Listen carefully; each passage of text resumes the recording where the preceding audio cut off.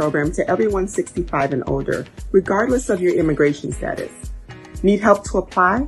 Contact United African Organization, UAO, WhatsApp, SMS, IL65 to 773-420-8976. It's true. For most people, your health insurance program increases as you grow older. That's why the state of Illinois has expanded its Medicaid health insurance program to everyone 65 and older, regardless of your immigration status. Need help to apply? Contact United African Organization, UAO, WhatsApp, SMS IL65 to 773-420-8976. If you are 65 years and older, there's one thing we can all agree on. Your health and well-being is important.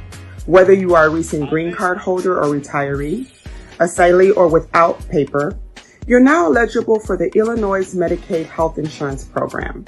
Need help to apply? Contact United African Organization, WhatsApp, SMS IL65 to 773-420-8976.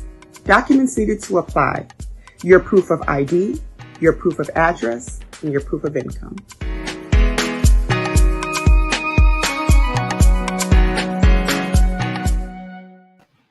Hello, welcome to the Ghana Agenda. Today is Saturday, the 21st May of 2022. My name is Alfred Amuzu, presenting straight from our Arcos radio studios in the Washington, D.C. area.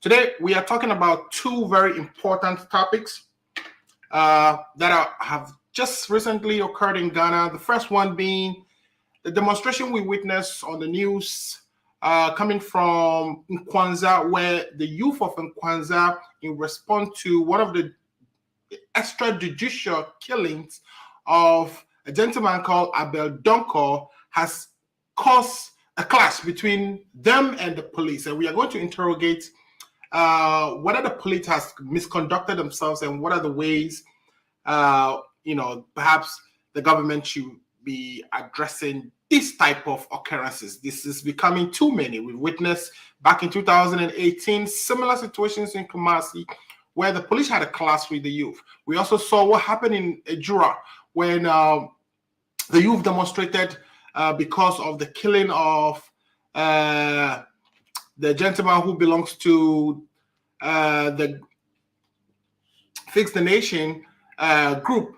And that has also saw shooting into the crowd, etc. So recently, though, that we've seen the police try to work on their image, we saw Dampari going down the streets, trying to relate with people better, trying to take that stink or that fear of police, trying to change people's mindsets so that they can actually be closer to the police. With all these efforts, we still see the police shooting into the crowds, beating people during demonstrations, and sometimes arresting people, locking them up, and then we find out the people died. We still keep seeing police engage in bullion van robberies, and this is becoming one too many. So we are going into the details of that. We'll be discussing that today. If you're watching and you know somebody who's maybe interested in the show, please share the link so they can also join us. Again, my name is Alfred Amuzu. Today I'll be joined by my very good friends, Lifetime Legacy and Efa Amaya of the MPP, to break down the issues we are tabling for discussion. The second issue we'll talk about is e-levy has been implemented at least for the last 21 days. How are we faring? How is that whole program going? Have you had experience with e-levy? If you had, please let us know. We understand that even people who are paying or transacting amount less than the threshold are still being charged e-levy. So we want to kind of capture people's experience, see what is wrong with the program, what can be done to improve it, what aspect of it is actually going smoothly. And then we want to understand what these fundings or these monies, when gathered, would be used for. So if you're watching and you've had such experiences with whether e-levy, you've paid funds, or you've had funds deducted from your transactions that shouldn't be deducted, what has your experiences? Please put your comments in the comment box and we'll be ready to read that out. Or, matter of fact, close to the end of the program, I would bring on a number to call so that you can also contribute to join the program, and let's make it a successful discussion. Without further ado, let me take a quick break. And when I come back, I can see already Lifetime Legacy in the studio. I would love to introduce him, and also as we wait on FR to join us so that we can start the conversation. Again, this is the Ghana Agenda, a political show dedicated to issues occurring in Ghana. If this is the first time you're watching us, please subscribe. We'll be right back. Just one more pic, JJ, please. Oh, Mama. Really? Smile. It's not every day my eldest son graduates. I couldn't have done it without you. All without Auntie Jane's generous support. Here is to Auntie Jane's well-appreciated World Remit money transfers. World Remit Corporation is licensed as a money transmitter by the New York State Department of Financial Services, as a foreign transmittal agency by the Massachusetts Division of Banks, number FT 1179663, and licensed by the Georgia Department of Banking and Finance, NMLS 1179663, Massachusetts Foreign Transmittal License, FT 1179663. World Remit, a better way to send money. Download the app or visit worldremit.com. All right, World Remit is a better way to transfer money. If you have, by the way, anything transferred through World Remit is not subject to e-levy, or foreign remittances are not submitted to e-levy. We'll go into the details of what is subject to e-levy and what is not, and how the program is faring so far. We understand that any program that is, being rolled out for the first time would, encounter some difficulties, and, same is happening with e-levy, but we're going to specifically what the experiences have been, what are we seeing with this implementation. But the first thing we really want to talk about today is policing, security situations in our country, and how policing is going. It wasn't long ago when our former president of the United States, Barack Obama, was in Ghana, and one of the things he said is that we should build strong institutions so that it doesn't matter who's in charge. It doesn't matter whether it's Dumperi in charge, or Akufo-Addo in charge, or Mahama in charge. It does not matter who the IGP is or who the president is, that we should build strong institutions that will be able to execute, to provide and deliver on the social goods for which, or the social contracts that the governments or the people who are governing us have actually gone into with us. Even though there may not be anything signed between us, but there is some implicit understanding out there that we have a social contract with the government, and the government's part of that bargain is to deliver social goods like policing. What are we seeing? So the facts of this issue is the Nkoranza issue is this. A gentleman called Albert. All right, let me bring in my guy, and then I would, okay. Hey, Lifetime Legacy, welcome to the show. Quickly introduce yourself, and then I'll go into laying down the facts of the issues that we will be discussing today. Thank you so much, Alfred. My name is Apollo Gaston, an NDC member, USA, and also a member in Ghana, a past executive of my constituency called Ablikuma West. Yeah, so that is brief information about me. All right, perfect. So the two things I want us to talk about today is the demonstration that we witnessed on our TV screens coming from Nkoranza. All right. This is somewhere in the Bono East Region. We know that a gentleman, a young man called Albert Donkor, was arrested with the allegations that he's been suspected of robbery, or he has been engaged in armed robbery.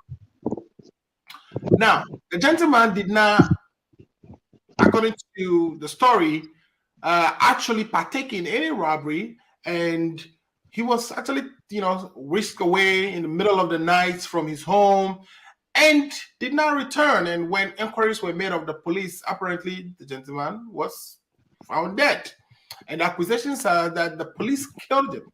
So the youth of the town, Nkoranza, decided to demonstrate, and they gathered themselves. We understood that the police inspector came out to say that a couple of other groups from Kumasi decided to join in with pump action guns, etc., and face off with the police. This demonstration occurred. So far, one additional person has since passed as part of the demonstration and 9 injured. Matter of fact, my understanding is that a gentleman who was riding his motorbike was asked to stop, and when he didn't stop, he was shot in the back by the police. So this raises all kinds of questions. What type of policing are we getting in Ghana? In the United States, for instance, we see similar actions where the police are usually very aggressive towards the population. Is that the same thing in Ghana? And what can we do about this? These are the questions I have for us to actually talk about today. So let me start with you as we wait for our brother Efa to also join the discussion. What have you so far heard about the demonstration or the reasoning for it? What I've heard is that this gentleman, Albert Donkor, really wasn't even part of the people who were involved in the armed robbery at all, that he was, just picked up in the middle of the night in an unmarked vehicle, and all of a sudden didn't return home, and the parents went to inquire his whereabouts and was found to be dead. Is that the same thing you heard? Alfred, thank you so much for the opportunity to be on the show today. I also extend my greetings to our viewers and listeners across the globe. Once again, we are here to discuss issues and matters regarding our country. That a place that you and I can call home one day. So it is of concern that anything that happens, regardless of wherever we find ourselves, we add our voice to the discussion. Because as the saying goes, there's no place like home. At the end of our toil and sacrifices all over the world, we will still definitely go home one day. And whatever the situation is there, as far as our home is concerned, we also own it a responsibility to make sure they are in a good and safe way, so that you and I in the future will not be a victim of the very thing we are discussing today. Alfred, I was expecting the Ghana police to exhibit their motto, which says that service with integrity.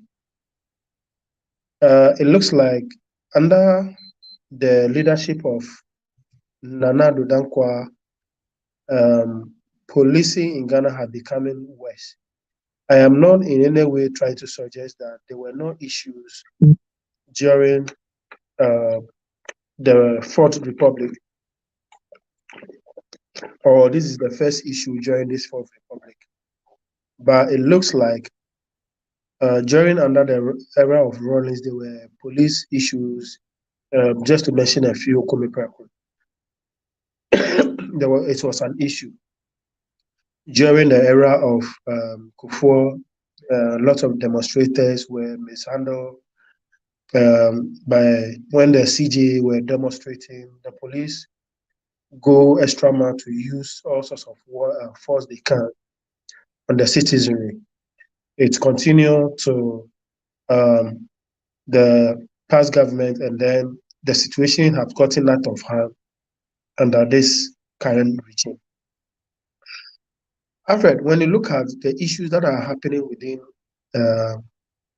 under the Nana Donkor Bawumia-led administration, you notice that the way Ghana police are conducting themselves, you can clearly say that or see that there are bad elements or bad nuts have gone to miss them. I am not in any way saying that the previous policing were good, but when you look at the situation currently, it's worse. we now have police officers who are leaving their beard, police officers who are in a earring, police officers who are in a earring and a whole lot of things, who are even do dread, which for me, it's unusual of Ghana Police Service. So this clearly tells me that it is party vigilantes that have found their way into the police service. So any least opportunity they get, and they have, because they have access to gun, they try to abuse it. We have similar situation even where an MP was slapped during Ayawasuba election by some of these vigilante in the name of policing. We also know how Kaka was handled, the bullion van robbery that took place at Accra. The people who were police officers involved in alleged involved in part of the killing of their fellow police officer. When the issue was to be investigated, finally the police found a way to conceal the evidence by killing the two people who were key suspects to lead to the arrest of the other people. So clearly, when you look at the situation, you notice clearly that it is not being perpetrated by genuine police officers, but party fools who are in the uniform. Like you mentioned in the intro, a Jura situation, when you compare it with what is happening in Nkoranza, there's no difference. The mode of operandi or the way things went on at a Jura is the same thing that is happening in Nkoranza. So it clearly gives us a fair idea that until we weed out the party faithfuls and the vigilante in the police service, these are some of the results we'll be getting day in, day out. And what even struck me most is the police defense, the letter they issue or the press letter they issue to the general public trying to defend their action, which completely turned out to be false. They try to create a scenario like the gentleman was caught in an armed robbery, and in the course of doing that, he exchanged gun with the police, and the police also in returns killed him. That is the picture they try to portray. But it was later turned out that the guy was picked from his bedroom. He was sleeping. They went into his bedroom, searched all over, and they found nothing. And they dragged him out of the house. The parents and relatives were all over looking for him, and they could not find him. And just to be told that the guy had been killed. Right. So, in defense, instead of the police have to admit of wrongdoing, they rather decided to throw dust or lie to the general public, which for me I find it very unfortunate and very distasteful. So, Alfred, I think the government have a responsibility to win out their party elements or the bad note in the police service, so that we can have a good service that can give actual and adequate protection to our citizens. You and I are not safe when things like this continue. So we also have a duty to point out to the government when they err, so that the right thing will be done. Thank you. Thank you so much for that elaborate tour of some of the things that we've seen in recent times from our police service. Welcome to the show. What I've been trying to understand is how we got here to where, in getting protection from the police, they have tend to be the antagonizers. They have tend to be the ones who, when there's a robbery, their names come up as the perpetrators. What should we be doing, or where did we go wrong? If you can help me. Thank you very much, Amuzu. Very glad always to be here to contribute our quota towards the development of the country. So I think that the choice of words we want to repolish some of the way we are trying to put them into. Yes, no two ways about the fact that There has been cases that the police have been identified as the source of those criminal activities, in which cases the bullion van. If we want to say that if anything goes wrong with them, then it's necessarily them. I think we will not be fair to them. The bullion van case, yes, I came to say that the way the whole operation was conducted, it was a sham. It was a clear case of an internal something. You see, the people who are within, they try to wipe the evidence, and that is exactly what they did in the bullion van. And I agree with them. I agree with Lifetime because it is the same thing, but don't try to link them up with all their operations. You see, you will not be doing justice to the topic. Let's look at the Ayawaso. It's a case. Demonstrators or elections was going on and something happened. So let's deal with that in that context. And then let's try to find similar acts, and then we do that in same fashion. I'm trying to do two things at the same time. So if you hear anything in the background, forgive me. Yeah. So if I pick the bullion van and I pick this one, this Nkoranza case, it is similar. The circumstances, the police explanation of it, it's all not justified.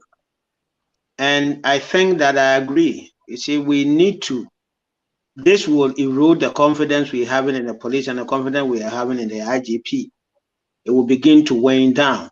It is very unacceptable, the circumstances under which these have been handled.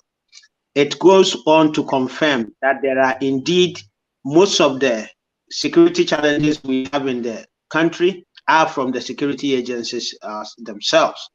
And therefore, it is important that, in fact, an overhaul. We gotta be serious about this, or this is where it leads to something else. See, I don't want to pronounce certain things here, but it is leading towards a particular direction. For those who have security knowledge and knows where it is leading to, there are criminal elements within the police force. It happens. There are bad elements everywhere. But those bad elements, so long when it comes to light, they need to be taken care of. And we haven't heard anything about the bullion van, and then this happened. Everything points to the fact that the police is doing this. Would you agree that the bad elements have gotten even to the highest, some of the highest positions within the ranks? I will not be surprised. Yes, otherwise we should be hearing. I won't be surprised. Right. And I'm tempted to even mention some of the positions because of the way, you see, if you check the trend and if you know security issues and the fact that, you know, nothing is being done, it points to a particular direction within the force. And those are highly, highly connected people. And therefore, if we don't act, if we don't fish them out, it's going to bite us. And Ghana is going to pay a huge price for that. Security, and people are behaving like this, you are a dead man walking. Yeah, it's serious and it's very important. Right. Okay. Yeah. So for this particular gentleman, my understanding is he was supposed to have been part of the robbery group, robberies operation, and then he was picked. But it's not only him. We've seen instances of people being picked and killed in the custody of the police. Alfred, there was also an issue that the reason why the police handled the guy in this manner, he traveled to a certain part of the region, and when he was returning, the very people who went to pick him up, he saw them in the act of robbery. So he had that as an evidence against them. And when he also got home, he wasn't silent. He was telling people close to him and people that he knew about what he had saw. So the police got the intelligence of he narrating what he saw to the community. So that is the main reason why they went after him. Well, so let's use this opportunity to educate people when you come into a situation like that. If you see any big man getting involved in criminal activities. You don't go straight away, go on radio and mention the name and say or go. You see, if you listen to how he was doing it, he was going to end up this way. No two ways about that. Because mind you, criminal elements also have their ears on the ground. So once they hear that their activities are coming out, they will come and take care of it. And then they took care of him. So if anybody is listening, you've seen a very powerful figure, a police or security forces, policemen, soldier men, engage in whatever. They are the ones doing the galamsey. They are the ones doing this. You don't go out straight up and shouting in the villages, this person, that person. No. You keep it to your cool. You gather as much evidence as possible. And if you want to be patriotic enough, you begin to find out who you can confide in. And one of the best people you can confide in is some journalists. You know, you first have to report to a journalist. And one journalist I can give you, his name is Ben Avle. You can tag others with whatever, but you can try to find out, get Ben's number, get I don't know. I mean, maybe some Manasseh would also do it. Come into Manasseh, yeah, come into some other, get their number and forward the evidence to them. Use use an anonymous buy a phone, use it, text them and throw the chip away. Give them as much details as possible, and then you throw the phone away. That's how you operate as a security officer. That's how you give evidence to the public. But you go, you identify yourself as Kakape Ifamiao, and you talk blah blah with bossiness, and the next day you'll be 6 feet. Afa, let me ask you this: how does this make you feel as a Ghanaian? Even though you are not in Ghana, you're sitting in the United States hearing about this. How does this make you feel? Does it make you feel a little secure, a little insecure, or extremely outraged? All of it. So I have begun to talk to my, I have my wife and kids back home. So I've begun to talk to them about certain security tips, and it is very, very important. Don't walk alone. Make sure, you don't pick strangers' numbers. There's a whole lot of that. We can talk about these things, or I can share some of these tidbits with you. So when you hear things like this, you begin to first advise your family and friends or when you get to platforms like this, you begin to talk to them. And then the second thing ought to be that what are the authorities doing about these things? And it is very important. But I want to kind of your feelings. Then we're going to. It makes you feel insecure because those who are supposed to take care of you. I am not surprised anyway. Knowing what I know about all these things, I am not surprised. But you see, you can have your suspicion, and then when your suspicion becomes acted, then it makes you say what? And then outrage, yes, because at the end of the day, it is my party that is in power, it's my government that is in power, and so if we don't act, if we are not seen to be doing something about it, then then what else? Because we have a duty to protect the good people of Ghana. We had a duty to wean out the bad nuts in the various parts of the government setup and all that kind of stuff. And security ought to be topmost. Security. Did you hear what happened in Biden's case? So when presidents are going anywhere, there is a dispatch that is sent to go and lay down the security apparatus and make sure it is safe for the president to come. Right. One of the guys went, off duty, had a drink, and was threatening a South Korean citizen and stuff like that. It got in the news and straight up. Right. It's been brought back home, replaced, quick as possible. You don't joke with security issues. This might not have any effect on the presidential, but other aspects. It may affect other ones. So when it comes to security, it's number one. Even before you eat and health, it's very, very important because you're going to sit down and eat. If something is going to hit you from the top of your head, then what is it? You're going to sit down to eat. If somebody is going to come and kill you, then what else it is? So it is number one. Right. And all others are dependent on it. So I mean all of what you said. Okay, perfect. Let me go to Lifetime Legacy with the same questions. How does this make you feel as a Ghanaian, perhaps with family back home, who's also concerned about their safety? How does this type of news make you feel? Alfred, before I come back to answer your question, Yeah. I have this to say. You see, gone are the days before somebody is recruited into police service, a thorough background check is done. You notice that they start a thorough investigation about the person's background, his school days, his home life, community life, and that kind of thing. All those things are no more. By the time you realize, I can give you a lot of evidence where, when I was a youth organizer of my constituency, there were people I knew who could not even write their name or spell or write their name. By the time I find out, some of them are in a uniform. You get it?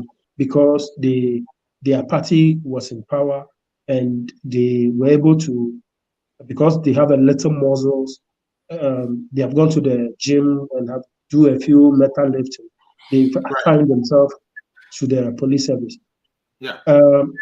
I want us to come back to what the causes are, or what do we think are the reasons for this. But I want to capture how you sitting here further away from Ghana feel about this type of things, especially I know you also have family at home. How do you feel? With I feel jittery, I feel unsafe. I feel the way things are going, it could happen to any of my relatives, any of my friends, it could happen to anybody that I know or very close. So I think the government have a duty of have to reorient or have to go back to do a little background check on those in a uniform, those who have already in the service. If people within the service can be asked to monitor the behavior and the actions of each service or force member, or they go back to do investigation about the very thing that they were supposed to do before they were recruited, that were not done. If they can do those things and then win the bad nuts, it will be very, very helpful. However, there is also one thing which is also of a concern. The rate at which gun is becoming too common in Ghana. It's also something we should be very, very concerned as people who are living in the diaspora. I am saying this because in the past, there is a commission called Small Arms and Weapons Commission.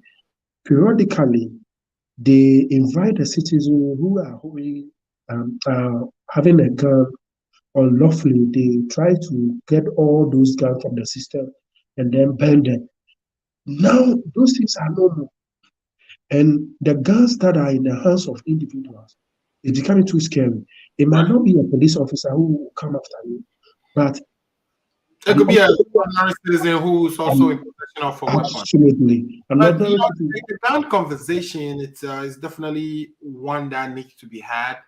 And I know there were times in Ghana that I think right after is it the June 4th uprising or so, there were incentives to people to bring their guns and give them to the government, and then the government compensated people or something like that. That was done before. Perhaps that might be a way for us to deal with this issue. But the gun conversation could also go the other way, which is if we all have guns, then it's become difficult for you to become somebody's victim. You know what I mean? Because when the person approaches you and is trying to rob you, and the only thing that tips the power to them is the fact that they have a gun, you can equalize if you also have a gun.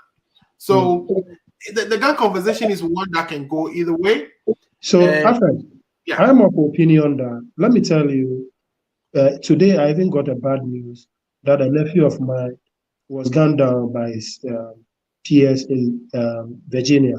As I speak, the funeral is being held in Virginia. So, is it what that I want to say is that if we all don't have it, there won't be a need for allowing others to have it. Okay, you and I can afford a gun, but to what necessary will it help having it in our society? You get it? Because the moment you have it, it comes with its own temptations. You get it? So for me, the only way we cannot be safe is for the government to find a way of retrieving weapons from the system to make sure people who are not legit to own gun have it, who are having it, and they are all taken out of the system. That is the only way you and I can walk on the streets of Accra or walk on the street of Kumasi or everywhere in Ghana. Because if not, the moment there is this perception, the moment you have traveled and you have come back, there might be this perception that you have a lot of money, you have a lot of resources. And people who have not lived life, absolutely, people who have not worked before may even come after you. So the only way some of these things can be dealt with is to withdraw the guns or to ask citizens to surrender their guns that they have illegally, and the government taking a proper approach to retrieve all guns from the system. That can also give investors the confidence that Ghana is also be a safe place where you can walk free without being harmed by anybody. I mean, those are some of the things, regardless of which government is in power, we need to do that. The name and the way things are going now is becoming too bad.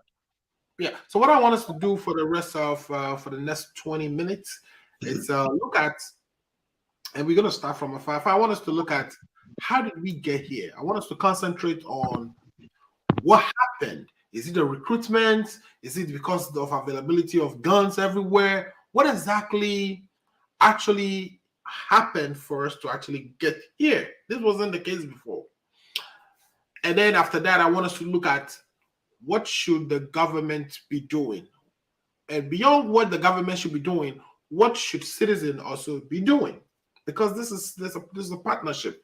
We have to be able to help our government to help us resolve this type of issues. So let's start with you. How did we get here? Is it availability of guns? Is it vigilantes being brought into the forces? What exactly went wrong? So we've always see this perception of illegals is just happening. Take it off your head. Crime has always been. In fact, if you trace crime, it is when you are prosperous, it is when you are showing signs of prosperity, you get more attacks criminally. That is a basic fact. So the people that are able to avoid it are the people that are conscious of it, and those that don't show off. So you don't even know that you have money, or you have this, or you are prospering, or whatever. So prosperity in itself attracts enemy, attracts criminals, and people you are investing in business. Somebody just won. It is a normal thing. I think what you're trying to say is, if one person is getting prosperous, and others around that person are now equally having their share of such prosperities, then it kind of breeds envy. It breeds, let me just go and take it from him, sort of where you will see people attacking others. But if the economy is doing well, it doesn't matter. It doesn't really matter. Okay, you see, the other one is even bad. Where, like in our situation, where you see there is not equal distribution of what we have as a country for everybody to enjoy. That one is even dangerous, because you see the criminal, right? The criminal first is coming and sneaking to come take it from you. But when he has the perception that you have what belongs to him, he doesn't. He is even more emboldened in that perspective.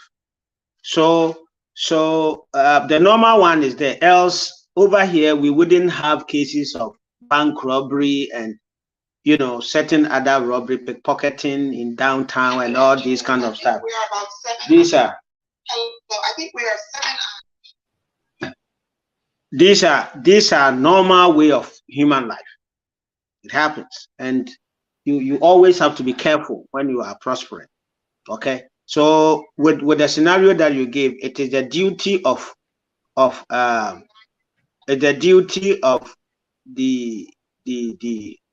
managers of the economy to put structures in place that they don't become targets. But for me, if they are not doing well, and if they are the targets, me, I don't care. I don't really care about that. I'm not mean. I care about the innocent getting attacked. But these our leaders, when they target them, forgive me. I mean, I don't have remorse for them at all, because you should have been in a position. You see, some of us, right, we do some of these things in our community because you don't want to one day go there. They know you, Kakapemi, I'm everywhere, and then you don't help with community development, and you go one day you will see. But if somebody is planning, you see, sometimes among them they are planning to do. They call you, oh, this one there, no, don't go to this guy. It happens. There are testimonies like that. No, this one there, you do. I'm going to took you out because this guy has been helping us. He's this, he's not. Let's go look for someone else. These are normal, practical things in our life. So it is the duty of the rich, the people that are resourceful, to also make sure that the society functions for all of us to benefit. It is very, very important. The second aspect is normally people are lazy. People want the easy way out of that, so they will do these things. The third thing is when the society lacks in terms of control and stuff like that. You know, in America, we talk about gun violence. One person has a gun like a rebel leader in America, and when they go crazy, you see these things happen. Right? They shoot themselves all over. In Chicago, they're killing themselves left, right, center.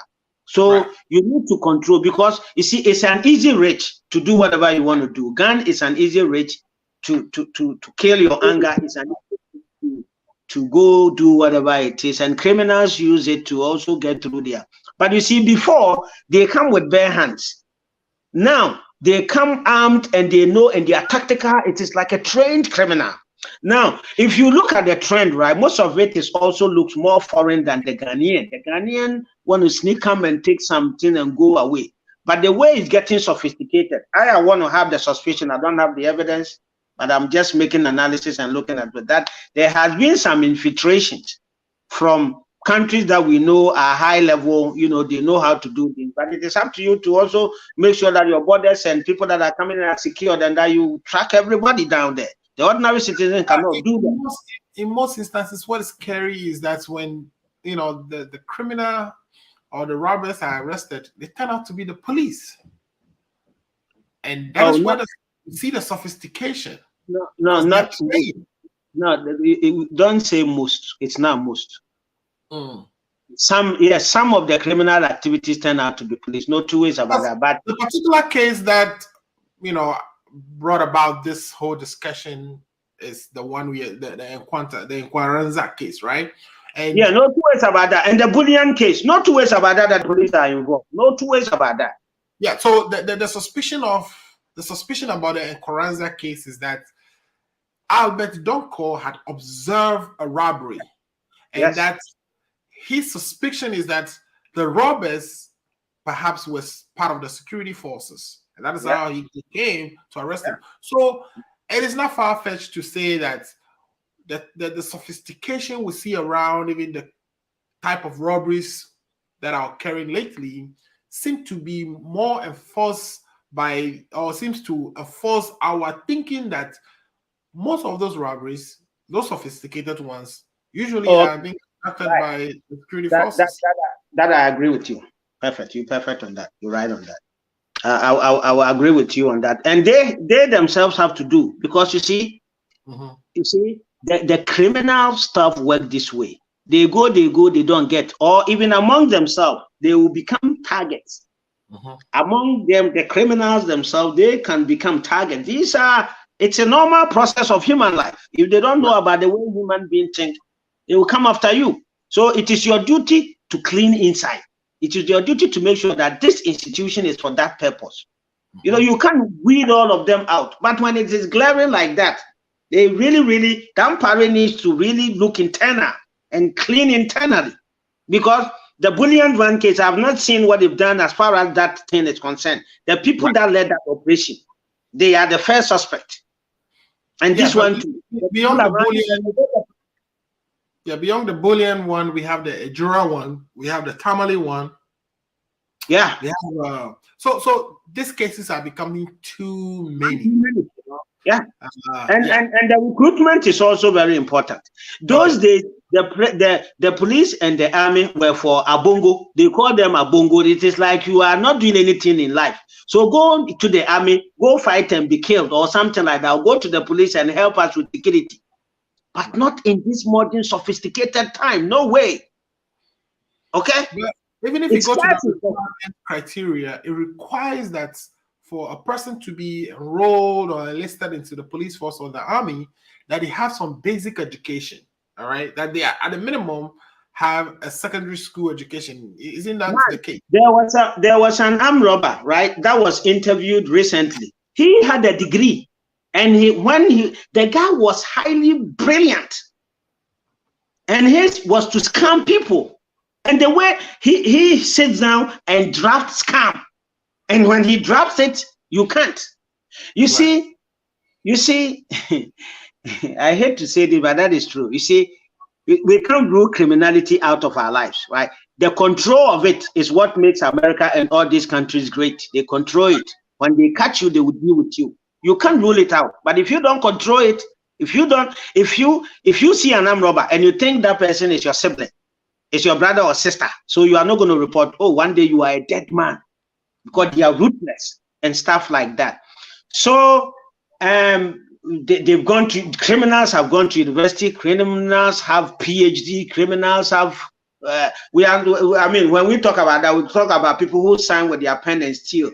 But most of these people are sitting somewhere and also taking some big money. You know, they have people recruited behind the scene working for them and making all this. The long and short of it is that what has brought discussion points to the fact that there's an internal criminal gang. They need to work on that. It is very important. Okay, thank you so much. Lifetime, what in your view it's the cause of this? How did we get here? If I alluded to the fact that maybe the recruitment should be watched, the economic situation can be a contributing factor. Even some highly educated persons who he said are members of the armed forces tend to also be one of the criminals, and they are a lot more sophisticated with the schemes that they would execute. What do you think? Yeah, we go here because the society is now glorifying wealth. You see, regardless of how you make your wealth, society tends to respect you more than somebody who is not wealthy. So people are trying to use all manner of ways and means, dubious ways, to make money so that they also be appreciated or recognized in the society. That is what has brought us to where we are now. Alfred, let me cast my mind back, or let me take your memory back to before Rawlings or J.J. Rawlings exit power. They were crime, but the level of crime, as far as this thing is concerned, has not gotten to the magnitude we see today. You get it? Politicians can also be part of the blame. The way somebody just assume that you have somebody who is your classmate, all of a sudden you have gotten a good job, you are doing, you are living well. He began to question himself. I know our friend, we all started the same way. How come he has been able to make it and is being recognized within the society, where I'm being considered as the lazy one, I'm being considered as somebody I'm not appreciated within the society. So people will find a way of getting to enrich themselves, regardless of whatever way they go, at the expense of others. And the churches, the religious organizations we have today, when you go to church and you are wealthy, different the seat you sit on. So these are some of the contributing factors. For instance, you are interested in the media. So you are saying that there's some social decay where value is assigned to the wrong things. Like people really are not necessarily the wrong thing, but value, there's too much more value placed on your financial status in society, so that you are forced to be rich by any means necessary, including if you have to be engaged in robbery or you have to actually kill people just to be rich, you are tempted to do so. Is that what you're saying? Yeah, because that is what the society for now seems to recognize. They don't care how you made it. You get it. And just imagine the funny part of it is that there's a lady, very beautiful lady, you are interested, but because even though regardless of how intelligent and how hardworking you are, because you don't have a Toyota Corolla or you don't have a car driving, you don't own no house, you live in an apartment, when you approach that lady, I mean, the kind of reception you get vis-a-vis a criminal who will go and rob others, the kind of the reception that person will get, you notice that it's different. So our society have been so decayed to the extent that the way values are being placed on people who are perceived to be rich, who are perceived to be resourceful, are one of the contributing factors to where we are today. Okay. Would you also say social media has caused this societal attachment of status to riches? Would you say social media has exacerbated that or have made it worse? Sorry. Yeah, social media factor can not be ruled out. But when you look at the trend as far as Ghana is concerned, I have lived, I'm more than 40 years, okay. So I have been able to see a few things under Rollins. I've been able to see a few things under before. You get it? So you notice that when Ghana adopted the means of democratic system, the level of crime is beginning to increase gradually. I am not saying that there wasn't a crime during under Rollins. That is not what I'm saying. But when we came under this fourth republic, you notice that the crime from 1996, 2000, it began to increase gradually. And we are also being influenced by our neighboring countries, the big boys. If I say big boys, you know the kind of people I'm referring to. You're talking about Nigeria. Cool. You've mentioned them. You see the kind of things they are doing in our country, the kind of training, some of the way Ghanaians are doing these things now, I can confidently tell you that they got that kind of training and that confidence to go and attack people for money. They got it from these neighboring borders. Yeah, because the belief is that Ghanaian is a little bit more timid. But you are saying that is no more the case. That absolutely are bold and are taking on much more risk than they used to, and that is because of the influence that we are getting from the cultural neutralizations, or the people traveling in and bring on their own set of training backgrounds, belief systems, and all that is beginning to impact the attitude of the Ghanaian. So you notice in the past, when somebody is doing something and is caught by a knife or even a blade, you see, people around become so jittery. Or I mean, Ghanaians fear to see a human life or a blood, somebody's blood being shed. You get it? So, but now that kind of fear and that kind of sympathy and empathy towards each other has gradually faded. Now it is like everyone for himself, regardless of how you succeed in life. It is you. So that is what has brought us to where we are. And the social media aspect has add eyes to the cake. So I think what we need to do in means of solution. You can hold on what we need to do for now. Let me take that from Efa first, and then we'll come to Efa. Are you able to talk to me? What do you think we should be doing, Efa? Whether from the perspective of the government and even us, the people, how can we help tame this canker?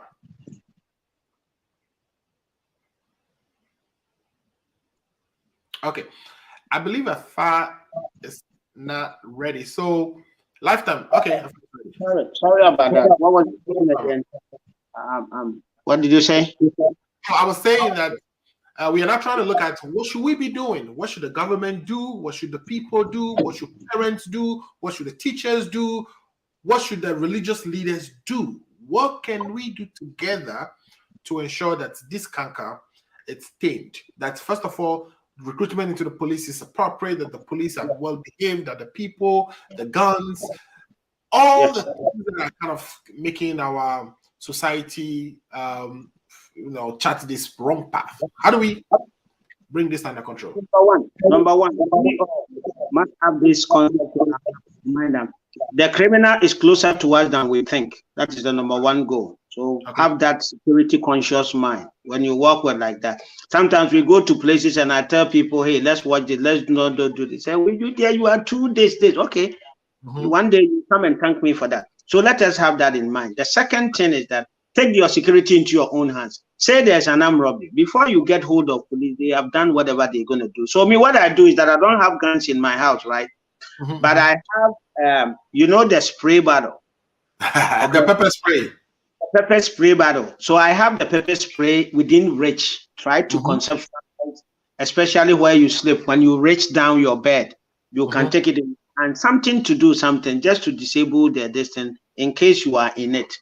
There are a lot of security tidbits that we should read about ourselves. Okay, I make my own concoction. I put bleach into a bottle. Okay, but you must also place it in such a way that it doesn't become something against you. Kids go pick it up and whatever. So all these things come into human life. You must be absolutely very, very strict about that. That is number one. Number two, for people that comes, especially foreigners, hiring or renting our places, it is important that we report any suspicious activity to them. But for people that are in hotels, right, one of the tricks to know is that there is this particular guest.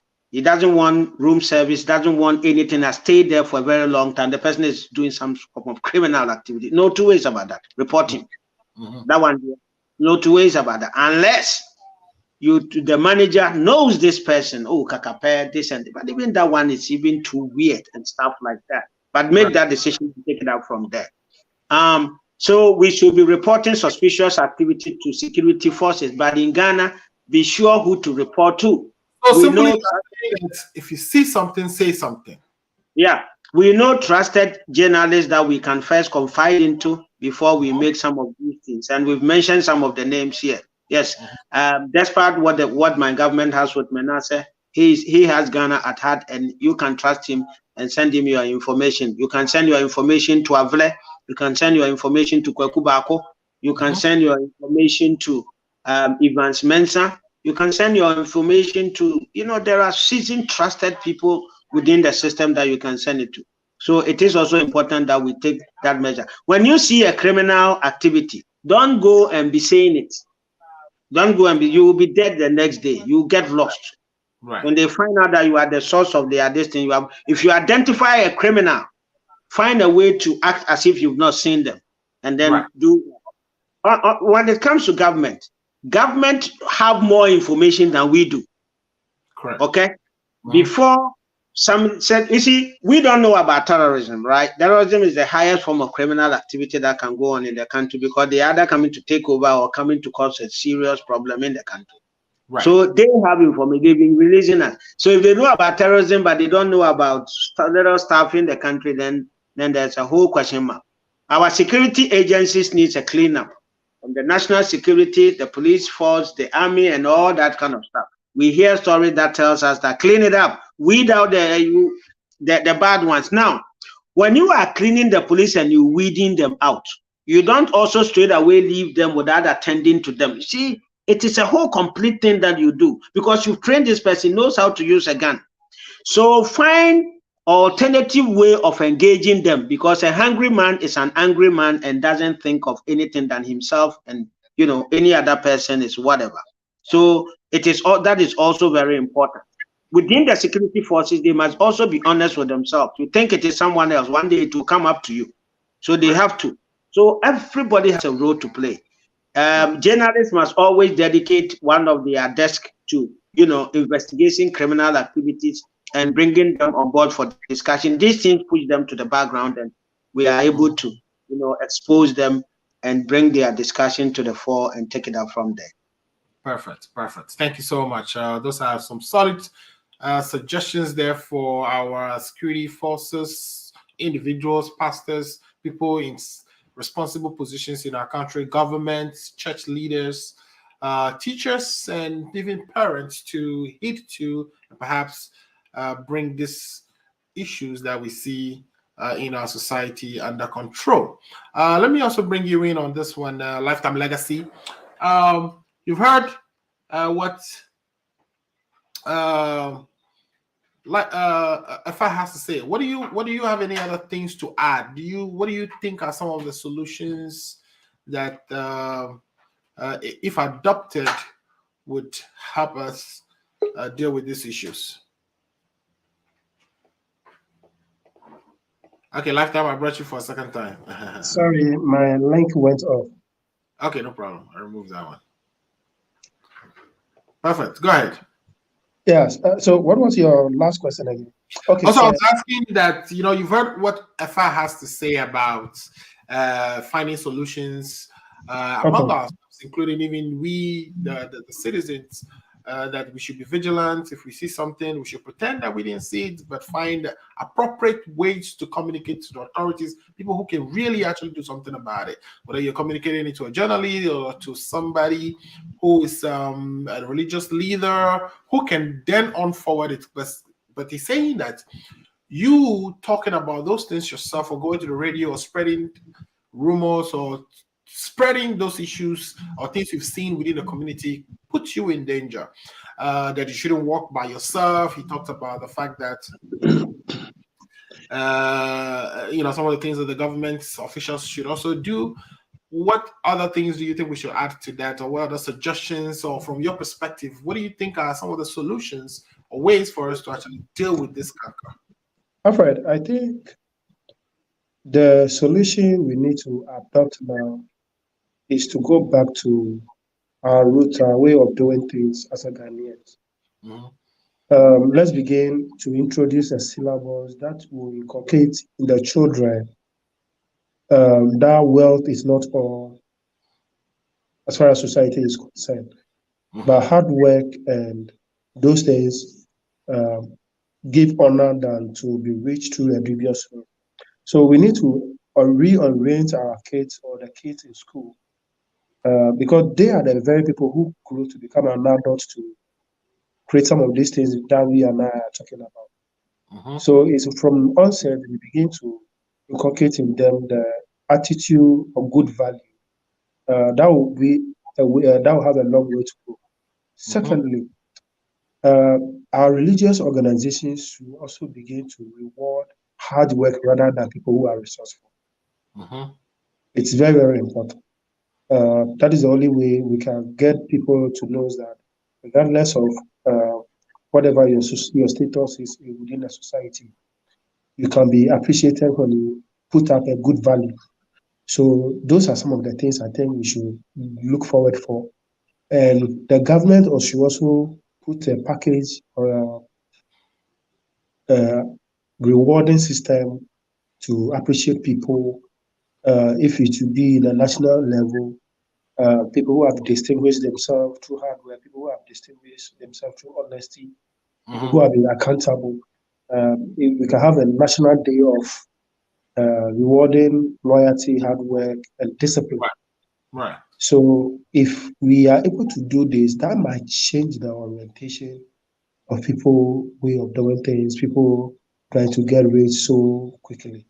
That is the only way we can reach into our first and the Ghanaian value. Alfred, do you know that even right here in US, when you find yourself in the midst of other neighboring countries, like who are also from Africa, the moment you introduce yourself as a Ghanaian, even among the Africans, they have some kind of respect. They have some kind of respect for you. They have some kind of value for you. So much is expected of you. And there are another country, the moment you mention their name, or their name is mentioned, then you notice that, okay, I mean, the atmosphere could change. Because that is how they have branded themselves. So the perception, we have a better perception about us, a reputation about us, and you believe that the current happenings are likely to tarnish that reputation. Is that what you're trying to say? Absolutely. So I think we should, if the society want to win itself, as far as Ghana is concerned, if we want to win ourselves from all these criminal elements, we should be able to set a national day of rewarding hard work, people who have distinguished themselves, people who have lived an honest life, not people who have become rich or Overnight. entrepreneur like we used to do. No. Let's try to identify the common people who have worked so hard to get to the top. That is the only way I think some of these things can be reduced. And also, the government must take a step going forward to make sure that people who are recruited into the service, a thorough background work is done on them. Okay. We have a message here from Solomon. Solomon is saying that stomach politicians, corrupt party officials, and unexplained wealth of individuals in public space. Politicians and religious clergy were and are perhaps the bane of our present day socio-economic and geopolitical bottlenecks. So he's putting the blame squarely on leadership within the society. He's saying politicians who become rich overnight. He's saying individuals rich in the public space, and they are the ones that are actually becoming the bottlenecks, the problems in our society. So what I'd like for us to do now is to kind of quickly take a break. But before we do the break, just in sum, what we've learned is that policing is becoming problematic in our country, where in some of the instances of the misconduct, or the ill, or the robberies that we've seen, even the police themselves being the perpetrators. In some cases, the sophistication of the attacks points only to their direction, that it could be them who are actually orchestrating those robberies. And we are saying that the reason these things are happening is that our society has gotten a little bit away from where it used to be. It used to be that when you say you're Ghanaian, people attach your responsibility, faithfulness, and etc. to that label. But now that is fading away because of the instances of politicians, individuals getting rich in society, and kind of showing examples that perhaps our kids and the youth of today would love to emulate, instead of that good behavior which we are known for.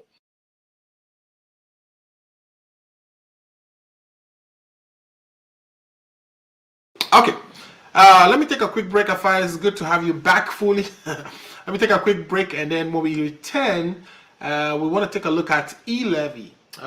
What is it? We've discussed e-levy several times on this platform, but we want to look at, now that it's been implemented, what are the experiences? What are some of the things that have come up within that implementation, or what are some of the bottlenecks, the issues that we have heard about? We'll be right back. Are you 65 years or older? Good news. Illinois has expanded its Medicaid health insurance program to everyone 65 and older, regardless of your immigration status. Need help to apply? Contact United African Organization, UAO, WhatsApp, SMS, IL65 to 773-420-8976. It's true. For most people, your health insurance program increases as you grow older.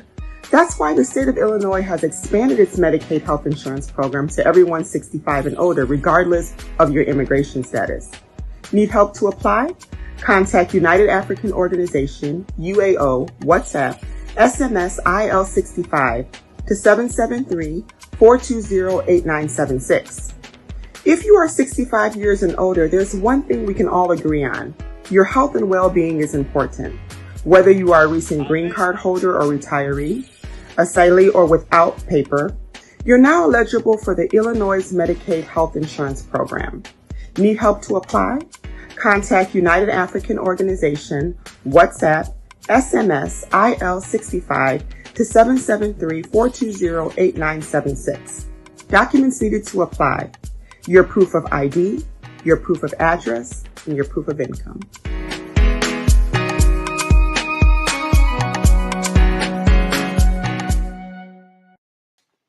All right, welcome back to the show again. This is the Ghana Agenda. The show is on every Saturday from 2 p.m. to 4 p.m. My name is Alfred Amuzu. I'm the host.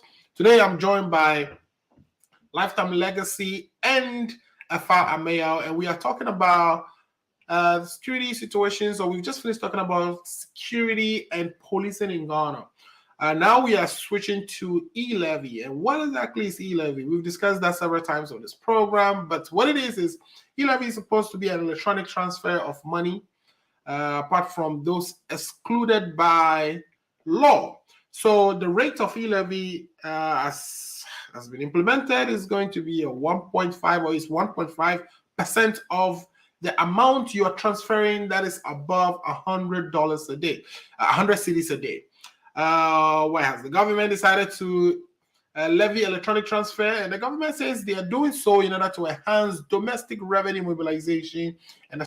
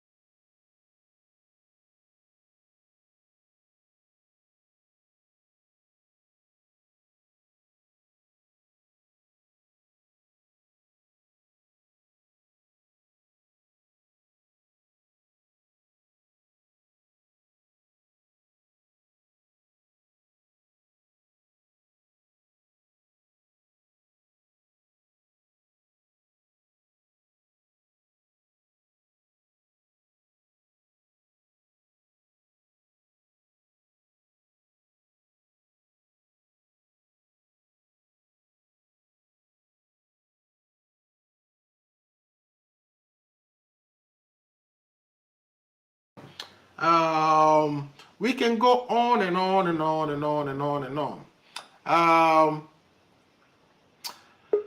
Okay, so let me see.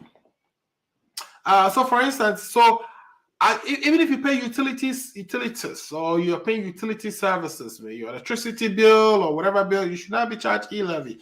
Foreign remittance, for those of us who are in the United States who would mostly transfer money to our parents back at home, that should not attract e-levy. Point of sales, if you are dealing with a company that is registered with the Ghana Revenue Authority, whatever payment you make to them should not attract e-levy. Let's say you go and buy a watch and the watch seller is registered with the Ghana Revenue Service, that should not attract e-levy. Okay. So let me bring my guys in here. I don't know if you heard all the good things I said about e-levy. Everything went up. You just. Oh, okay. I think you dropped off, and when you came back in, I didn't pull you in. So I went on and on and discussed all the things that should attract e-levy, the type of transactions that should attract e-levy, and those that should not attract e-levy. For instance, if you were paying a government institution, you're paying taxes, it shouldn't attract e-levy. If you were paying from your own wallet to another wallet of a different service provider, you shouldn't be paying e-levy at all. Foreign remittance, like the ones we are interested in, if you're sending money to your mother, your brother, anybody to pay school fees, whatever, that should not attract e-levy. If you were paying to a merchant who is registered with the GRA, that should not attract e-levy. But any other transaction, whether once it's a 600, should attract e-levy. And what we are seeing is that, and even if, for instance, you are cashing in or cashing out, in other words, if you're putting money in your mobile wallet or you're taking money out of your mobile wallet, that shouldn't attract e-levy. Now, since the implementation, we've seen a lot of problems. We've seen situations where individuals who transfer less than 100 were being charged e-levy. We've seen situations where even cash-ins and cash-outs are being charged e-levy. So, and of course, you can apply when you believe that you've been wrongly charged for a refund. But others are saying that there's no system that has ever been rolled out that just went seamlessly smooth and no issues. That the issues we are experiencing will be fixed, so we should be confident. What do you say to that, Afa? Are you one of the people who believe that some of the difficulties we are finding, or we are in with the implementation of e-levy are going to be temporary, that we should have confidence in the system and the system will come back and work perfectly? Yeah, thank you very much. So the summary is just what you so the charges that were coming, right? It was not across board. If it was a case that across board, then you would say it is the system. It was with some individuals that were reporting these charges. It wasn't like every single one of them, which means somebody was somewhere doing their own thing. People were trying to take advantage of the situation. So it was good that we have a very vibrant population or Momo users who were bringing out all these things. I've had people to call me with transactions that were not charged. Like, they do transactions above 100 that they were not charged. And then you go through the process, ask them, is it a merchant? Yeah, register with this. Yes. Okay. Then that is the reason why. But some of them were not. So it was new. All these challenges were expected, sabotage, people trying to take advantage, people charging people behind the scenes just to enrich themselves or whatever were all. What is important is that, information has been given to you that if you do this, if you do less than 100 a day, if you are, merchant to this, shouldn't be charged. So you've been armed with it. So when you get charged, follow through. I don't think you should just go out there and, it is not, no, go and take your money because it is the law. Don't let anybody take advantage of you. That's how we better the system. That's why we check the system and see who is doing what, and then we take it out from there. That is very important. Now, The second thing that I've seen is the amount of money that is coming in, you know, and the fact that it is like the Ghanaian is now really being taxed, and that this taxation is really to target some other people that we might have thought of, which is the foreigners that are taking a chunk of the money out of the country, because they send the most. Right. They chunk out the most. So if all this, you see, if you look at the exemptions, it is in such a way that you can go about your transactions and not get charged. Register with register Momo account, right? Register a merchant account and use that for your transactions, and you're good to go. So people really should not. And for people that are using merchant accounts and people that are doing transactions, you know, they are also benefiting with the presence of e-levy, because before you were paying 1% to the telcos, to particularly MTN. Now it's been reduced to 7.5, and with them, the certain amount of money has also been capped to like $7 Ghana cedis and 50 cents. So this has also brought in more benefits to others, you know. So I've been reading around it, and it looks as if all the misconceptions that were tagged to this thing are not really the case. That you're going to be charged this thing for. No, if you are really, really sure you are not making money, then 100 a day. You know, but if you're doing transactions and you're doing more and all that, you're doing business, and government ought to take a little bit. Now, what I want us to look at, right, is pending the legal challenge. These monies are being collected. We've been told that June next year, for me, is too far. Even though it's my government, June next year, 1 million jobs will be rolled out. We need the details of all these things. Let us follow through. Who are the people in the system that needs the UStart? Okay, right. We should begin to ask for accountability. Right. That was why I am in all support of this. So let us not continue to hammer on the problems, but the benefits that we are to get from this. Let's begin to be vigilant and ask. This has been collected. So end of the year, first quarter, second quarter, third quarter, what has been done with the money? Right. That's how we get value for it, and not continue to dangle ourselves in this, continuous. The problems we should highlight, but we are highlighting the problems too much than the money that is being collected and the benefit that there is a reason for which we are collecting this money, and whether you like it or not.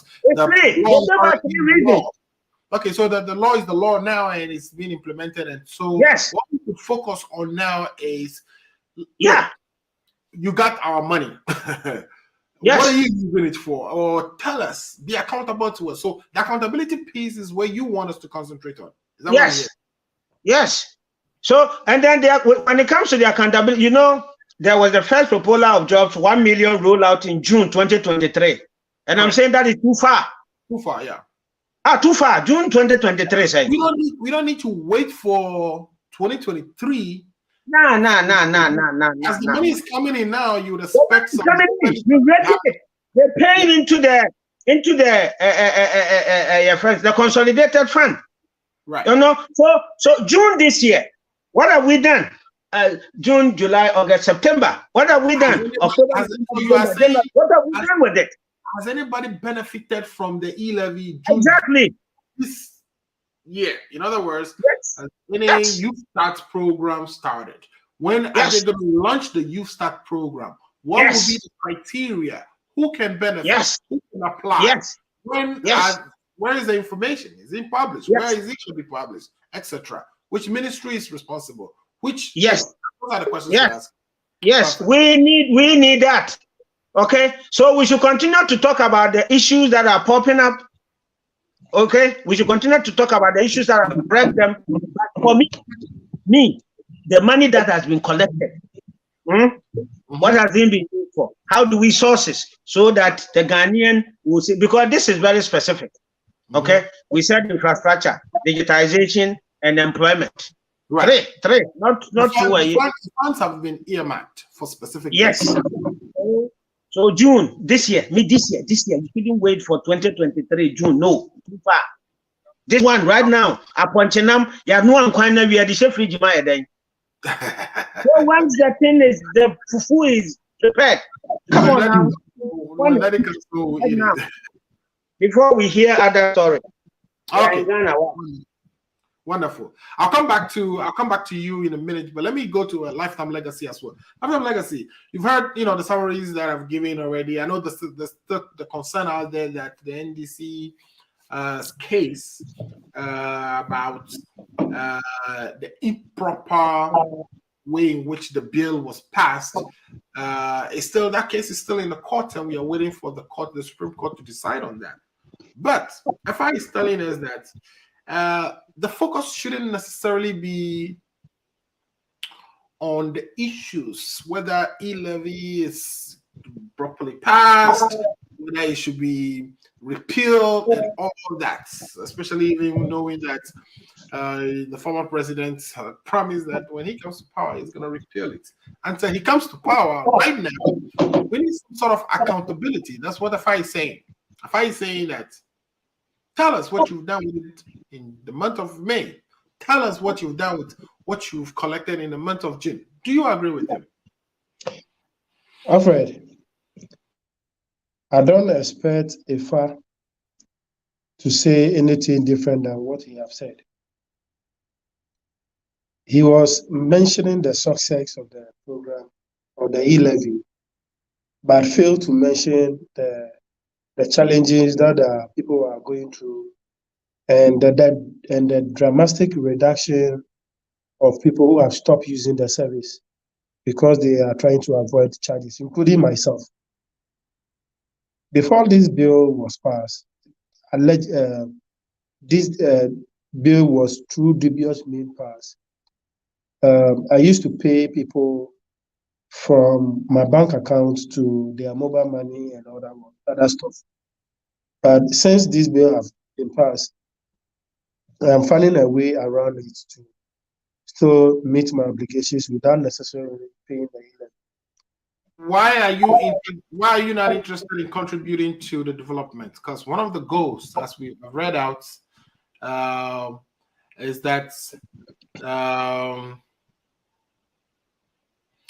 the e-levy is being charged to enhance domestic tax mobilization, but also to provide an opportunity for everyone to contribute towards national development. Why would you not want to do that?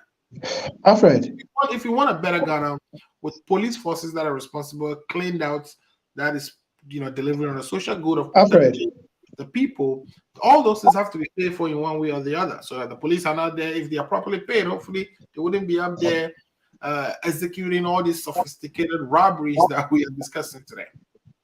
Alfred, you agree with me that the kind of taxes we are paying in this country is so huge, but you and I don't complain or feel it because of the kind of services we are getting from the tax we are paying, the returns we are getting.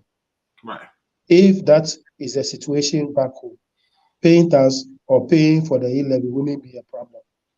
Okay, Alfred, this government have got seen so much in 6 years once they were in office. So now they have something meaningful, something tangible, something monumental to show off.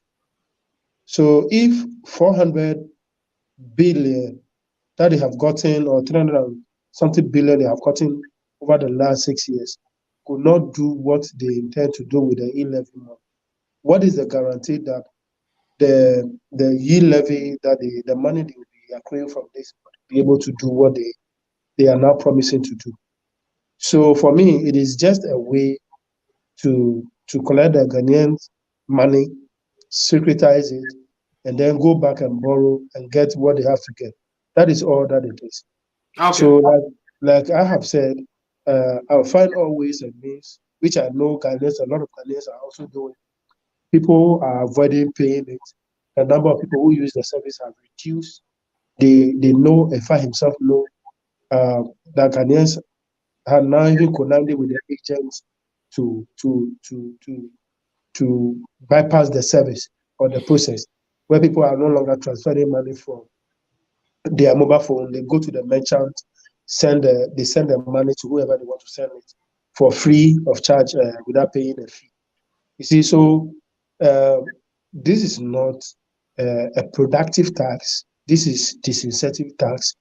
The earlier the government do something about it, or the earlier the government stop about it and find different way of generating money, the better for them.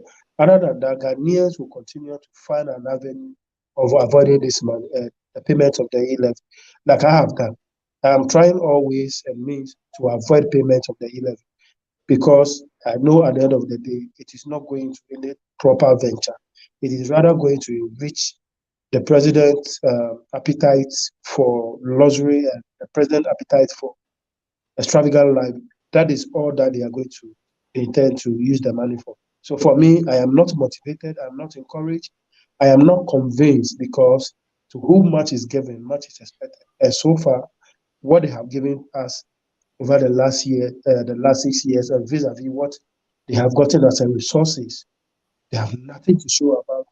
And the e-levy, I don't expect the e-levy to be the game changer. So for me and myself, like other Ghanaians, will find a way of avoiding it. Okay. Okay, great. Now let's talk about securitizing the e-levy.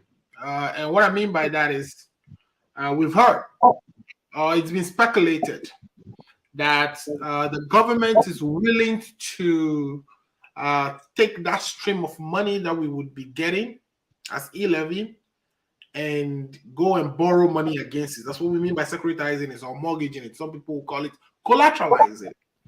This has been done to Get Fund. It's been done to ESLA. And, there are efforts, I'm sure, by the opposition to avoid that. One of which is that the Supreme Court has asked the revenue authorities or the government to keep all records of the e-levy until the rule on the case of the improper manner in which the legislation was passed. With that in mind, the government is not likely to do the collateralization immediately. They would have to wait until such a time that Alfred it's done with. Because should it be decided that the manner in which it was the bill was passed is improper, it would mean that the bill has it's null and void, which means they have to refund all the payments that they've already taken. Yes. With the way these judiciary have So let me ask conducted. your question and then you can take it away, and then I'll bring it up. So my question is, we don't need money right now. We need money to do things right now, and perhaps the government is trying to do the securitization so that we can use those funds right now to develop our infrastructure, roll out the jobs that they are promising. Because, we expect great things and we need to pay for them. Do you not agree that any effort to, not make these funds available to the government will only add to our problems? Because without it, we were only going to have IMF as the only option available to us if we didn't do e-levy. Why would we do e-levy and then refuse the opportunity that it has presented for the government to actually use it to generate a larger sum of money to execute the current projects that we have? We have Agenda 111 that they're trying to execute. Even though it's not part of the things that the e-levy has been earmarked for, I'm sure if they go to the market and are able to leverage the revenue streams to generate significant amount of money right now, they could use it to troubleshoot some of the problems that have become the bane of our economic rigidities. What do you say to that? You want to go first, and then I'll bring Lifetime in. Otherwise, Lifetime we can take it over. Alfred, our judiciary, the least you say about the judiciary As far as this e-levy and the dealing of this government is concerned, the least the better. Right. You see, the judiciary, when you look at the ruling they gave recently regarding to the e-levy, as you just mentioned, it is just to postpone their shame. For me, that is how I see it. To postpone the kind of embarrassment. You want to be careful what you say about them, though. But what do you mean by they just try to postpone their I shame? will explain that. They are only doing this to postpone the kind of shame and embarrassment as a feedback they'll get from the general public. I won't be surprised that they will come back in their next ruling to say that the government is legitimate and they should go ahead and take it. We have all known the track record of these political judges sitting on these cases. We know how politically they have been from ever since this government appoint them or this government send them to office. So they are just doing the kind of ruling they gave recently. It just water the anger of Ghanaians down, so that whenever they come to do the right judgment by saying that the government should go ahead, there will not be so much agitation, there will not be so much angry from the citizens.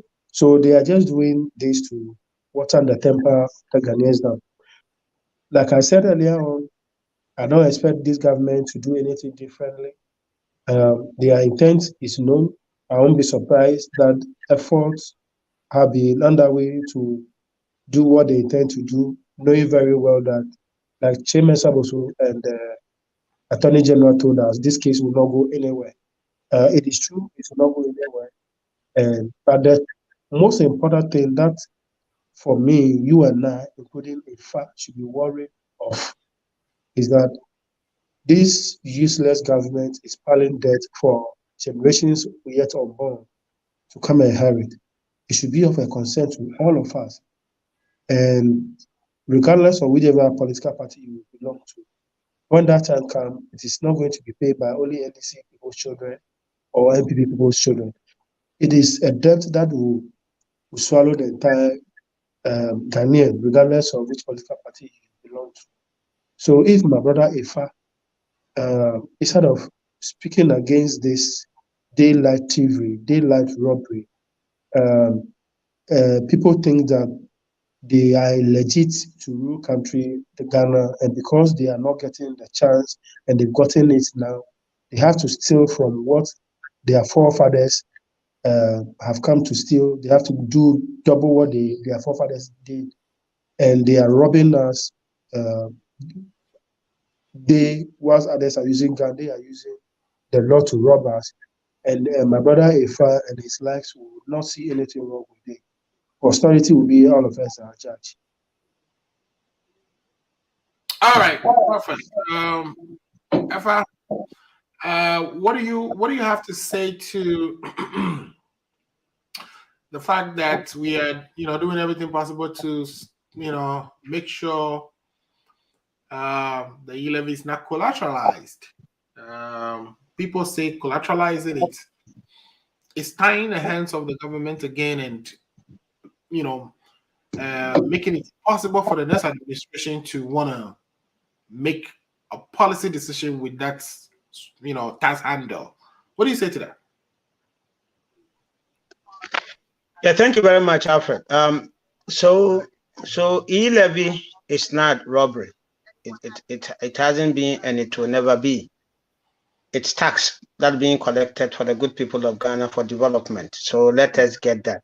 The target, see, we still want to go into this tag thing. You said this the same the other time I told you. You said the same thing with the talk tax. That you will peel it, you take it off, but you increase it. It is robbery, my brother. It is money generation. It's a robbery. In fact, I've already gone on a challenge with you. I think $10,000, right? We have to give that money to this thing. When you come to power and you take this money, take that 10,000, you won't change it. This is not. I'll be glad to accept this bet. You can continue to run on that. But it's not going to happen.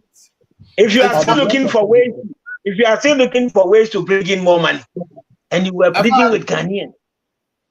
I think you're going to lose that challenge, though, because it's easy for the next administration to repeal e-levy and impose something completely similar and call it a different name, because politically. Exactly. So that is what they're going to do. If that is what they're going to do, electronic charges that attacks Momo, that's fine. They can repeal it and then call it another name. Okay, that I understand. Creative way of doing it, yeah. In that case, that is fine. Just find another name for the dog and hand it. That's fine. So I wouldn't be making that you are making if I were you. Because thanks for saving my 10,000. Next time you come here, I'll give you something with a big front and big back so you can appreciate. Oh no, don't do that. So on a more serious note, we're still on e-levy, right? What was your question again? You threw me off. You know, the collateralization. Yes, after the collateralization, I don't like it. You know, the money comes, let us use it. But the other aspects of collateralization is also very good, that you are expecting this chunk of money. If you can get this and then work with it, that helps. But not for e-levy. So I am completely against any form of collateralization and whatever. You know, I know what collateralize. What benefits do we really see in the chunk of money they receive? You know, it helps. If you look at the GET fund, right? The GET fund was securitization or collateralization. I think it's they kind of use those same words to confuse. Yeah. So with the GET fund, they were able to, I think we're expecting some 1.5 billion or so in there. So they were able to get that money. And based on that, they were able to put up all these structures. But when you go for that one, right? What structures? The structures in the various secondary schools. You know. Okay, so this is against, and not necessarily politicizing it, but this is against. This is against. Okay. Day schools, without necessarily collateralizing, and then you come in, you collateralize, and still the infrastructure in the secondary schools are in bad shapes. You know, I mean, they might have put in a couple of dormitories here and there, but nothing significant. So for the purposes of us doing justice to the topic, right? Mm-hmm. If we just simplify it like, it's not a match. You see, it doesn't say anything to it. Okay. So we have said, as at the time we were coming into this the second administration, that we provided over 1,000 various structures, classroom blocks, dormitories, you know, assembly halls, and all that kind of stuff. Okay. And that has helped ease the pressure, you know, that the free SHS brought on board. So we don't just, you see, all we need to do is to look for the number, blah, blah, blah, they are here. And then we do the maths, because that is how you do the justice to the topic. So if we simply say E-Block, as against this, E-Block had funding for, I think was it about was it 52 or 38 from the World Bank fully paid? You know, that was what we had funding for. The rest didn't have any funding for them. Okay, so let us situate it in its context, and if we just say that it's not, and more so, you see, if you have to Achimota, okay, if Achimota school, if they get a dormitory, they will be able to get 200 more people. You want to go start afresh somewhere. You know, you start afresh somewhere when you have, you know, taken care of all this. And there were projects that has been there for years, starting from Kufuor's time. So you want to leave all of that and then go and start afresh somewhere and all that kind of stuff. It makes no sense. So far, it does make sense. Why? Because, you know, in Achimota, when you get the dormitory, You don't only need a dormitory. You're also going to need to expand classroom. You're going to need to expand dining hall. You're going to need to recruit more teachers. But we are saying that when you do it in the community where the students already live, which is what we see in the United States here. High school is not strictly boarding house system. High school is you go from home to school, come back home. If you put schools in the community, it makes it easier for especially the kids that even help their parents while still, they can still continue to help their parents while they still go to school. Just like, you know, they do in most countries. And that was the concept. You wouldn't need to build dining halls. You wouldn't need to build dormitories. All you need is classroom teachers and you're good to go.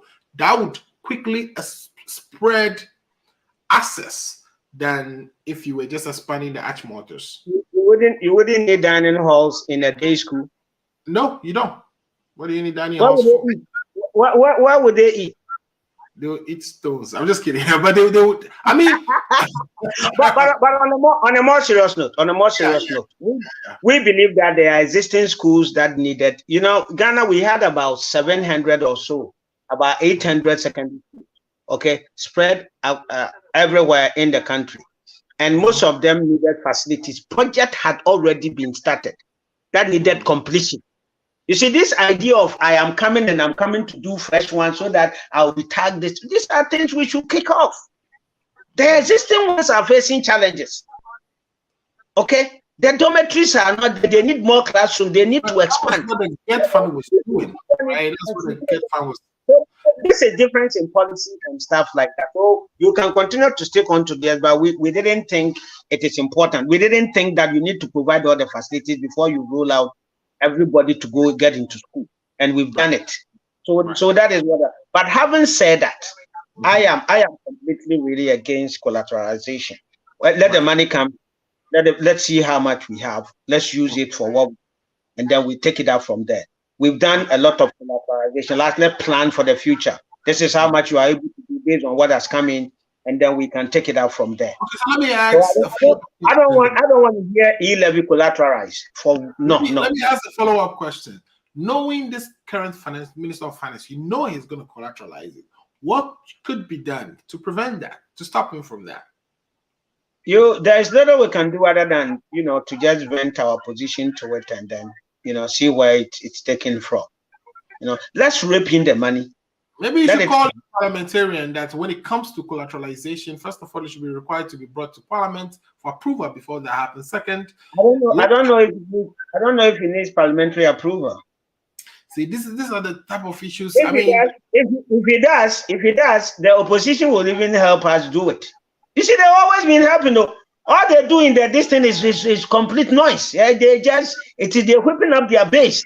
But you check. They will help us do it, and then go and say we don't agree. Oh, but go ahead. We don't agree. Go ahead. We don't agree. We can't work with stuff like that. Right. Yeah. So I mean, having said that, I'm opposed, but it may happen, it may not happen, because he did not really give a concrete. He said he cannot assure. So it is up to us to keep putting into this thing that let it come. Okay. We are targeting. It was 6-point-something billion. It was revised to 4.5 billion, right? So let's even say we get 4 billion. Okay, 1 billion each quarter. You have 1 billion each quarter, 300 million for each. So 300 million for 300 million for digitization. We need to strengthen our cybersecurity and all that. Use 300 million in a quarter. You think it's more money? 300 million Ghana cedis for road infrastructure. That is huge money. 300 million Ghana cedis for what is the other? For the U-Start. If across the length and breadth of the country, we're going to divide this money based on the democracy, the demographics of unemployed. 300 million. That's not small money. Well, so what you're saying is, I mean, we are like 21 days into implementation, and you are asking for the blueprint, something in front of us, right? To say that this is exactly how we're going to use this money. As for the 2023 June to launch this thing is too far. Right. No, it's too far. It's even make a mockery of the whole program. Like we are not ready, but I know we are ready. Have the statistics. We know that our shortfall. We know that our shortfall. We know what to do in digitization. We know what to do. We know the rules that we need. You know where we need, and this is across the length and breadth. The in not the villages. Yeah, more inner roads with E-levy. We are not going to wait for 2023. No. So let's ask for the blueprint right now. Let's set the criteria. Let people apply. It's for Ghanaians. Okay, so we can get it. Collateral, I'm opposed to it. All right. Okay, great. So it's about 3:50, 10 minutes more for us to wrap this up. Let me give you the opportunity to give us your last word and anything else that you wanted to add to the discussion today that perhaps fell, through the cracks. This will be a good time to tell us any other thing you're thinking about, whether it's about e-levy or the police, nicely wrapped in your last words. Oh, where is Lifetime Legacy? It fell off. Lifetime Legacy is having some technical issues there. He just okay, that's fine. So yeah, thank you very much for the opportunity. Today has really been rough a little bit. I've been doing two things at the same time, so forgive me for whatever if it didn't go distant. But I love the two topics that you brought. First is the police. The police are the first point of approach. They take care of our immediate security needs in the country. The military comes in when things go off. There's the need for them to take some action. Now, having said that, it is important that we hammer home the fact that in recent times there has been a lot of reports about the police that is not pleasant, and yeah, we had them take care of some issues, but the more certain things happen and the actions they take tell us that they still have a long way to go and they need to do a lot of internal cleaning. Okay, we have all these internal agencies and internal committee that is supposed to take care of professionalism, but what is happening is that they turn themselves, some of them have turned into murdering gang within this thing, and they're murdering Ghanaians for their own selfish criminal activities. It is very important that we weed them out. If you are in Ghana and you know of any criminal police gang, give them out. And I've given you the names of people that will keep your confidentiality secret. If you don't trust anybody, trust some of the personalities in the media. Give it to them. Give them as much information as possible. But when you give information to these professionals, know who you're talking to. Don't just talk to anybody. Okay, you can ask on the various platforms that you are, and you're gonna get the numbers of these Bernard Avle. See, you're a very, very respected guy, young, and he's gonna bring a lot into the Ghanaian fold. Anybody that you trust that can keep your distance, but don't go out and be bossing about. Let us take security into our own hands. You are the first person to protect your first before the police come in.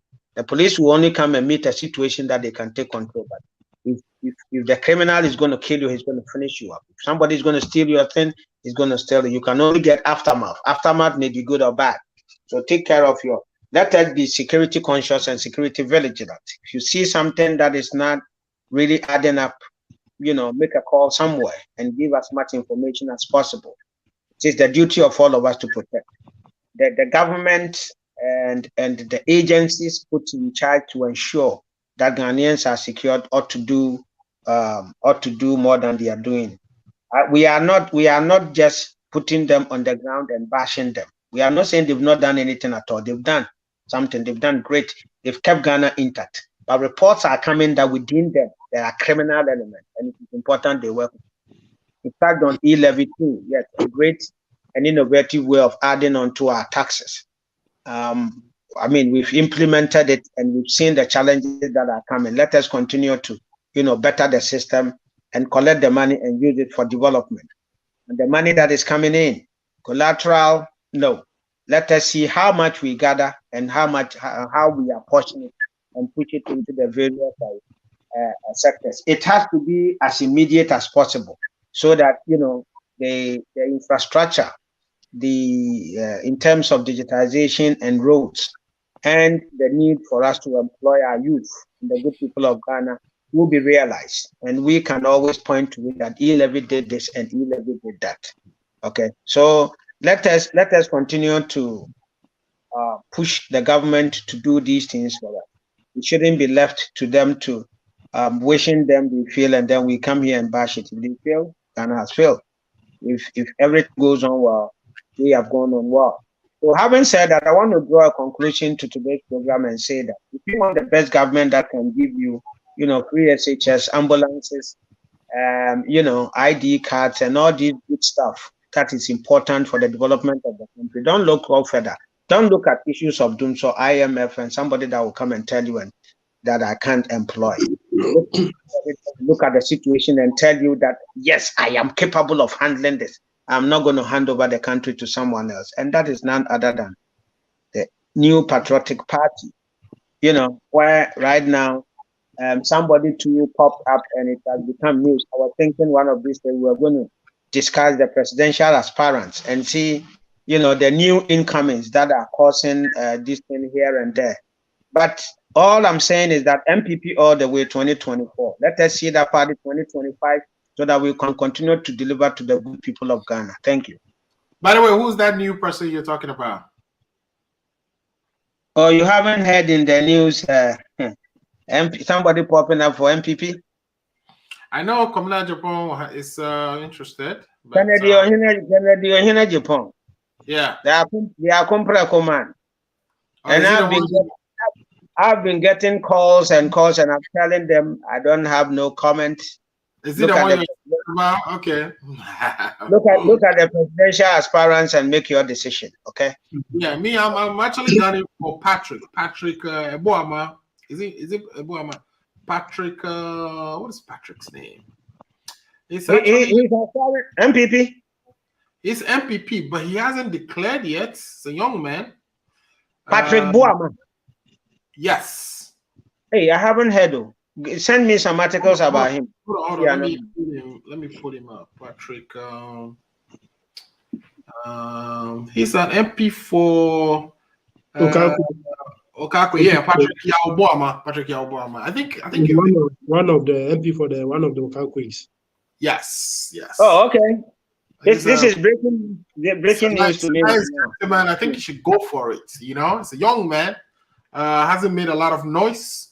Very, well behaved. You wouldn't hear too much about you, but yeah, it's very. The young one. We need the freshest to come on board, and then we see how it. Fresh blood. The old people. We've seen the baggages that they came with, and it's time to kind of shake it up a little bit. A first last comment indicates that the old man has failed, so he's one a young man. Thank you for admitting. You did not say that, but I haven't said anything like that. Right. Okay. So, Lifetime Legacy. Thank you so much for coming in today, and I really appreciate you for stopping by every week and doing but the best for your party. Now, Ifa is now supporting. He's no more supportive of it. But we gotta make time to make this work. Thanks. Perfect. I appreciate it. Ifa is no more supporting Bawumia. He's now going for Canada, Japan. All right. I don't have somebody I support. Don't put me into trouble, yo. Well, I hear people comparing Kennedy to Trump, and so we'll see. It looks like. Did you mention his name? He mentioned all the name. Kennedy Akompe Ohini Japan. There you so go. The way he pronounced the name, mention all the other names that we don't know of, should tell you something. I can't imagine the presidency of Kennedy Japan, though. We'll see. Because you said who? You haven't heard. And you mentioned Kwabena Japan. Kwabena Japan is their former distance. So I wanted to clarify it. I wasn't. You think I don't know Dr. Baumia's name or what? Right. I am throwing in the Yaoboama version as well. Yes. You see how you mentioned their name shortly. The other three you have just mentioned, compared to the way you mentioned Canada, Japan. So you think there's some affinity there now? All right, let's wrap it up. Lifetime Legacy, please give us your last word. Anything, thoughts that perhaps may have fallen to the crack that you would like to share with us? Alfred, thank you once again. As the accounts will say, when you be a wasia your Bono East, to wait if you don't have anything to give to your mother-in-law, you don't steal the little she has. Akufo-Addo, we are begging them.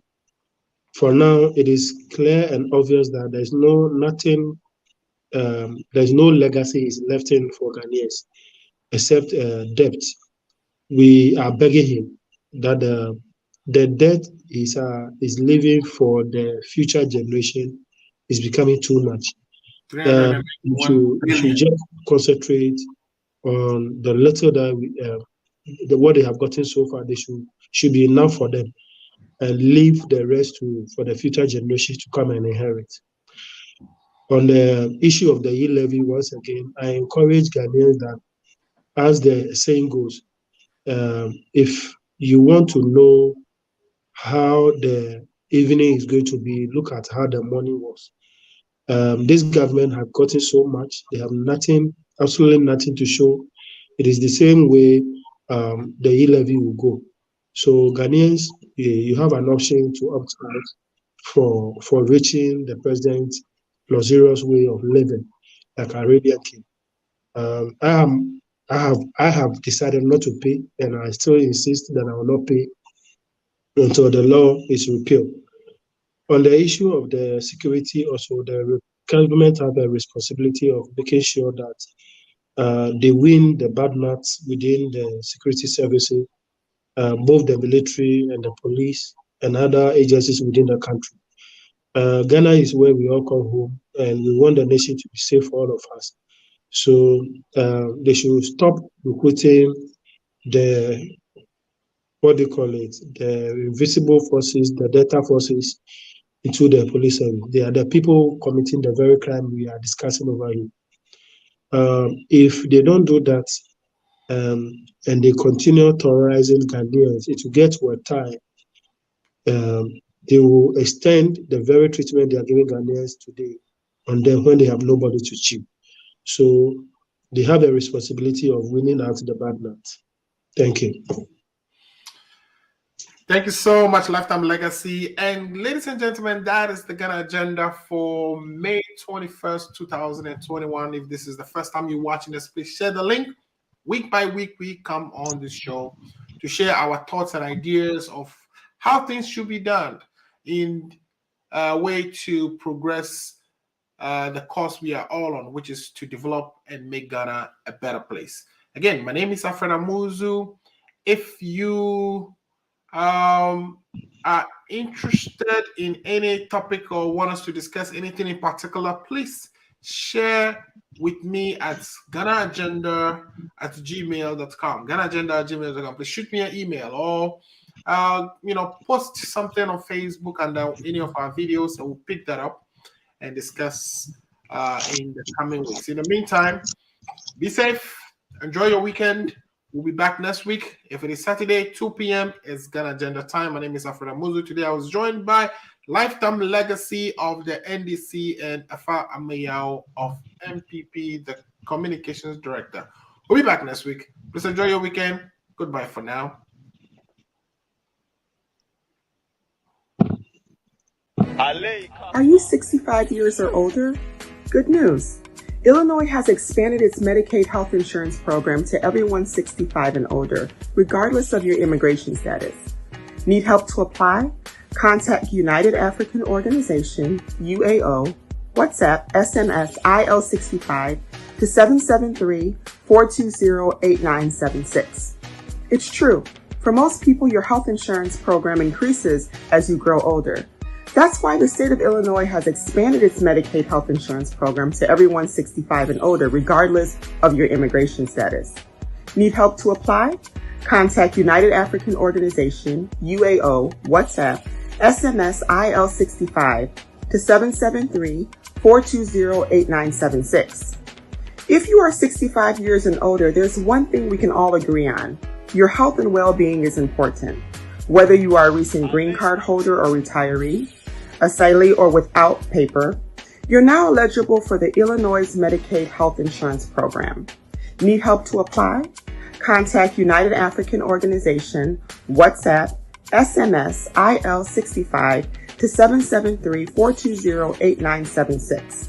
Documents needed to apply: your proof of ID, your proof of address, and your proof of income.